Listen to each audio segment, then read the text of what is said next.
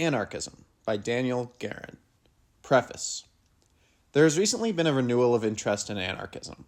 Books, pamphlets, and anthologies are being devoted to it. It is doubtful whether this literary effort is really very effective. It is difficult to trace the outlines of anarchism. Its master thinkers rarely condense their ideas into systematic works. If, on occasion, they tried to do so, it was only in thin pamphlets designed for propaganda and popularization, in which only fragments of their ideas can be observed. Moreover, there are several kinds of anarchism and many variations within the thought of each of the great libertarians. Rejection of authority and stress on the priority of the individual judgment make it natural for libertarians to profess the faith of anti-dogmatism. "Let us not become the leaders of a new religion," Proudhon wrote to Marx, "even if it were to be the religion of logic and reason." It follows that the views of the libertarians are more varied, more fluid, and harder to apprehend than those of the authoritarian socialists, whose rival churches at least try to impose a set of beliefs on their faithful. Just before he was sent to the guillotine, the terrorist Émile Henry wrote a letter to the governor of the prison where he was awaiting execution, explaining, "Beware of believing anarchy to be a dogma, a doctrine above question or debate, to be venerated by its adepts, as is the Quran by devout Muslims. No! The absolute freedom which we demand constantly develops our thinking and raises it toward new horizons, according to the turn of mind of various individuals, takes out of the narrow framework of regulation and codification. We are not believers." The condemned man went on to reject the blind faith of the French Marxists of his period. "They believe something because Gued has said one must believe it. They have a catechism, and it would be sacrilege to question any of its clauses." In spite of the variety and richness of anarchist thinking, in spite of contradictions and doctrinal disputes which were often centered on false problems, anarchism presents a fairly homogeneous body of ideas. At first sight, it is true that there may seem to be a vast difference between the individualist anarchism of Stirner, 1806 to 1856, and social anarchism. When one looks more deeply into the matter, however, the partisans of total freedom and those of social organization do not appear as far apart as they might have thought themselves, or as others might at first glance suppose. The anarchist sociétaire is also an individualist, and the individualist anarchist may well be a partisan of the sociétaire approach who fears to declare himself. The relative unity of social anarchism arises from the fact that it was developed during a single period by two masters, one of whom was the disciple and follower of the other. The Frenchman Pierre-Joseph Proudhon, 1809 to 1865, and the Russian exile Mikhail Bakunin, 1814 to 1876. The latter defined anarchism as Proudhonianism greatly developed and pushed to its furthest conclusion. This type of anarchism called itself collectivist. Its successors, however, rejected the term and proclaimed themselves to be communists, libertarian communists, of course.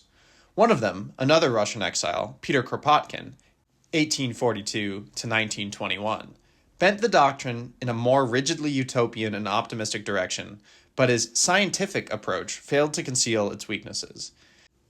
The Italian Enrico Malatesta, 1853 to 1932, on the other hand, turned to audacious and sometimes puerile activism, although he enriched anarchist thinking with his intransigent and often lucid polemics. Later, the experience of the Russian Revolution produced one of the most remarkable anarchist works, that of Volin, 1882 to 1945. The anarchist terrorism of the end of the 19th century had dramatic and anecdotal features and an aura of blood which appeal to the taste of the general public. In its time, it was a school for individual energy and courage, which command respect, and it had the merit of drawing social injustice to public attention. But today, it seems to have been a temporary and sterile deviation in the history of anarchism. It seems out of date. To fix one's attention to the stew pot of Ravachol is to ignore or underestimate the fundamental characteristics of a definite concept of social reorganization. When this concept is properly studied, it appears highly constructive and not destructive, as its opponents pretend. It is this constructive aspect of anarchism that will be presented to the reader in this study. But what right and upon what basis? Because the material studied is not antiquated but relevant to life, and because it poses problems which are more acute than ever, it appears that libertarian thinkers anticipated the needs of our time to a considerable extent. This small book does not seek to duplicate the histories and bibliographies of anarchism already published. Their authors were scholars, mainly concerned with omitting no names, and, fascinated by superficial similarities, they discovered numerous forerunners of anarchism.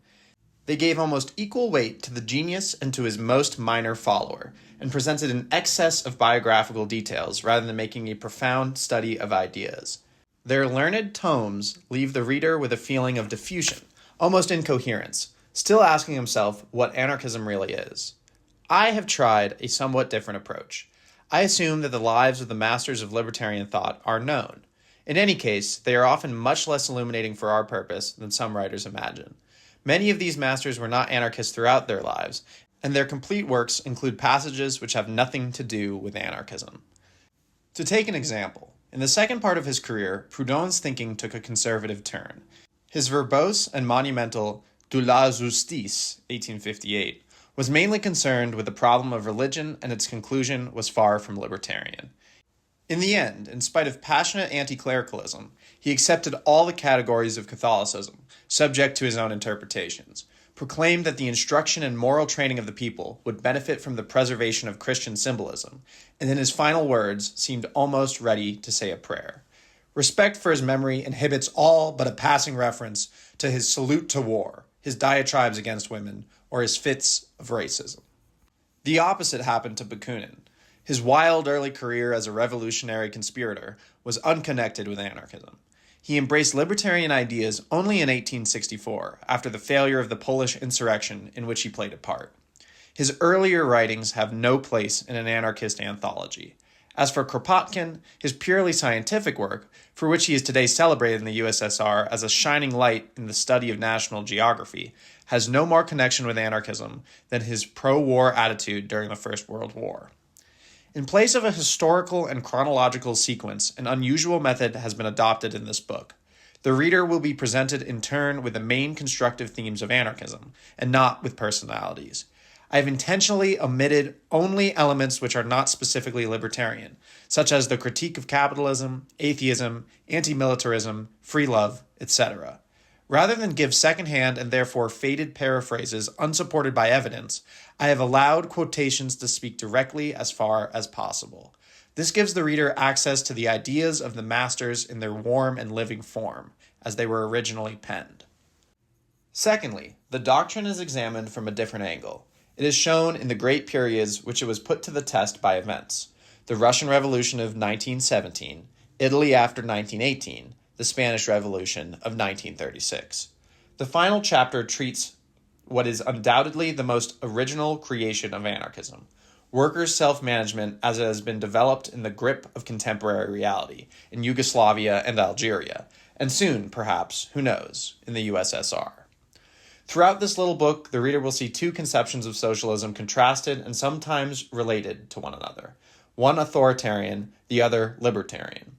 By the end of the analysis, it is hoped that the reader will be led to ask himself, which is the conception of the future?